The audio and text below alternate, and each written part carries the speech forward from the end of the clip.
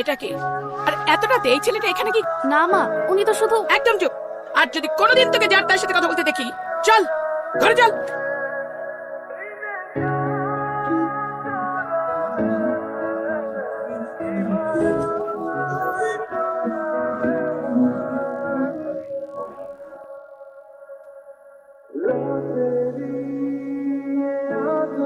মায়া টাকা দে। পকেটে টাকা পয়সা একটাও নাই, অনেকক্ষণ ধরে মাল খাইতে পারতাছি না, বেরেন টিস টিস করতেছে। টাকা দে। আমি কোনো টাকা পয়সা দিতে পারবো না। যা টাকা কামাইছি সারাদিন ওই চাল কিনছে, তরকারি কিনছে, টাকা ওই, টাকা দিতে পারবি না? আমার এখান দেশ, ওই আমার এখান দেশ। তোর এই দোকান আর তোর অভিনয়, এই দুইটা আমি ভালো করে জানি। আমার টাকা দে। আব্বা, আমার লগে না আসলে নিজের শরীরের দিকে তাকাও। কি করছো? নিজ মদ খাইতে খাইতে কঙ্কাল হয়ে গেছে। তোমার আমি নিশাপানি করার লাগে একটা টাকাও দিতে পারবো না। যাও। নীতি কথা। বাড়ির মাইয়া এসে দোকান খুললা, চা বেচতেছস পর পুরুষের সামনে। তোর চরিত্র আমি খুব ভালো করে জানি। কথাবার্তা সাবধানে কইও কিন্তু। ওই কি সাবধানে কথা কমু?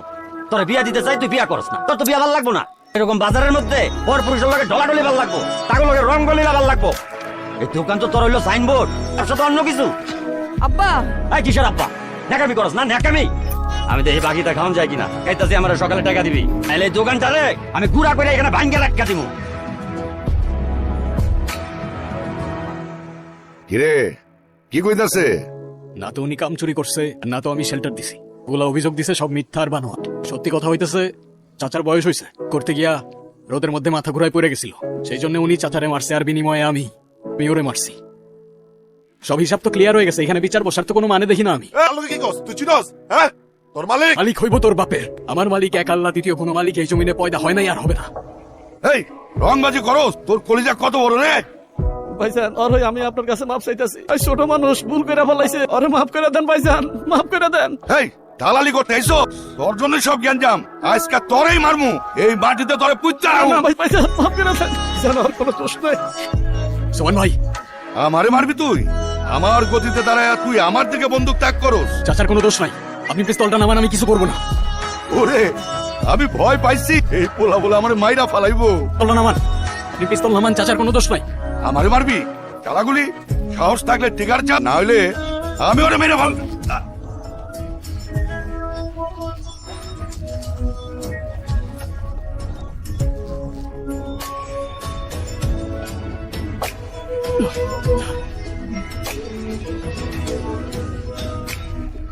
চুপ করে আছিস কেন?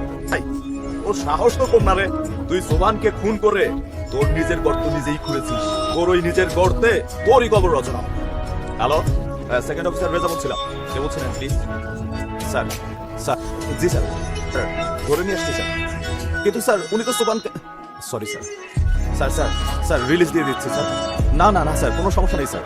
ওকে স্যার, আসসালামু আলাইকুম স্যার। হ্যান্ডকাপটা খোলেন, আপনার জামিন হয়ে গেছে, আপনি চলে যেতে পারেন।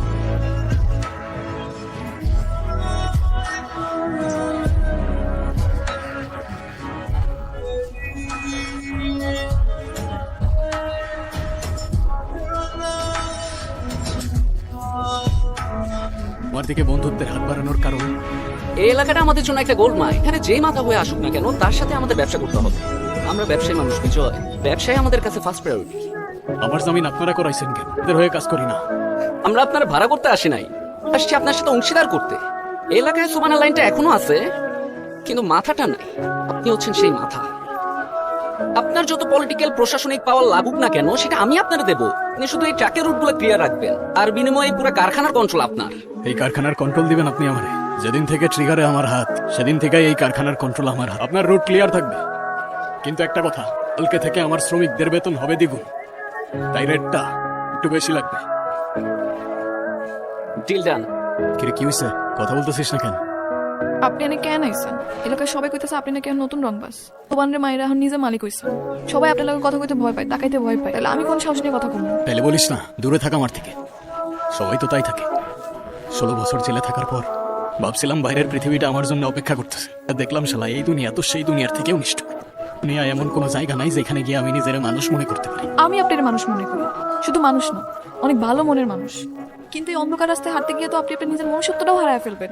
16 বছর পর আমি আমার মায়ের সামনে গিয়ে দাঁড়াইছিলাম। 16 বছর পর আমার মা আমার একবারও ঘরের ভেতরে যাইতে বলে নাই, একবারও জিজ্ঞাসা করে নাই আমি খাইছি কিনা। আমার নিজের বোনের সামনে গিয়ে আমি একবারও দাঁড়ায় বলতে পারি নাই যে আমি তোর ভাই। আমার পাশে একটা মানুষ নাই, কোনটা এমন মায়া, তো আমি আর কোন রাস্তায় হাঁটবো? তুই আমার আমি বুঝিনি আপনার ভিতরে এত কষ্ট লুকাই আছে। শান্ত হন আপনি, দেখবেন সব ঠিক হয়ে যাবে। আমি আসি আপনার পাশে, কথা দিলাম।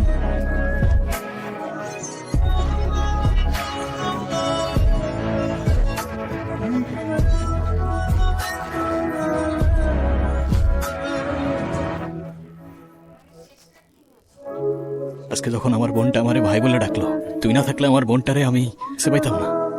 কিভাবে ধন্যবাদ দিব আমি তোরে বল? এইটুকুতে একটা মানুষ এত খুশি হতে পারে? অন্য কোনোদিন কেউ কিছু করে নাই, শুধু তুই করলি। কারণ আমি জানি তোর ভিতরে কতটা পুরে মরছেন। এই মুখোশের নিচের মানুষটারে আমি খুব ভালো করেই চিনি। একটা ঘর চাই, আমি একটা পরিবার চাই। তুই হবি আমার সেই পরিবার। আমাদের একটা ঘর হইল, থাকার জায়গা হইল, যেখানে এই দুনিয়ার আর কোনো ঝামেলা থাকবে না, শুধু তুই আর আমি। কিন্তু আপনি একটু আব্বার কথা কেন? আমি চাই না আব্বা থেকে কিছু আড়ালে থাকুক। কালকেই কথা বলবো তোর আব্বার সাথে আমি। আব্বা, আব্বা তুমি আজকেও আমার মদ খাইছো? তোমার আমি কতবার নিষেধ করছি, তুমি কবে এগুলো? আমি না কইছি আমরা জ্ঞান দিবি না, মানুষের জ্ঞানে চলে না, আমরা জ্ঞান দিবি না। তুমি কি অকালে নিজের জীবনটা শেষ করতে চাও? আরে খালি ফালতু পেঁচাও, পারিস না তো।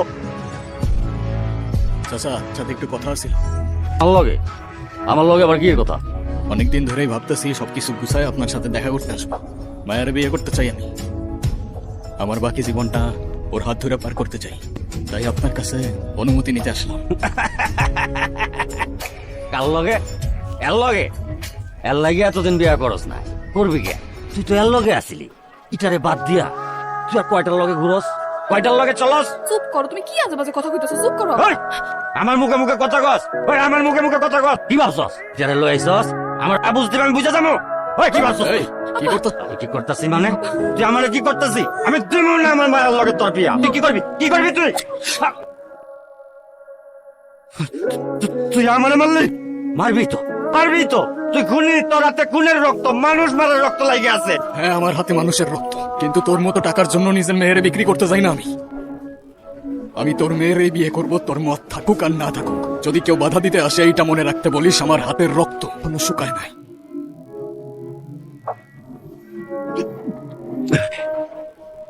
কি ভাবছিলি তুই? আমি বুঝবো না?